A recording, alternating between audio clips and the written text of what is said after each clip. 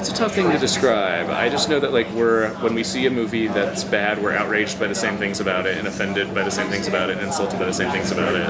And when we see a movie that we love, we're again on this kind of the same page about what it did well and how, you know, we should try to learn from it. You know, there's a lot of things that I feel, particularly, you know, if we're going to talk about the horror genre, there's a lot of ways that I feel like horror movies are insulting to their audiences and the world at large. That we. And what do you mean by insulting? Like they misrepresent human nature, or they just dumb it down to cheap scares, or? Yeah, I mean, yes, they misrepresent human nature, and yes, they dumb it down to cheap scares. All of the above. But I mean, even just beyond that, they assume that the audience isn't very bright and has to have certain things spelled out for them, and the characters have to be very simplistic, and they assume that the audience won't, you know, appreciate any humor with any subtlety to it at all, you know, or any kind of experimentation in terms of, you know, the visual style.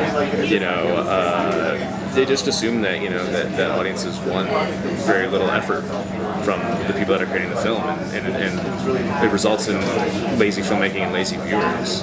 And so, you know, I think Adam and I always want to be pushing ourselves creatively. You know, every film needs to be a challenge in some way. That doesn't necessarily mean a bigger budget, but it means, you know, in some way it needs to be something we haven't done before, something outside of our comfort zone, but it also has to be something original. It has to be a story we haven't seen before. At least it has to be a story we haven't seen told before.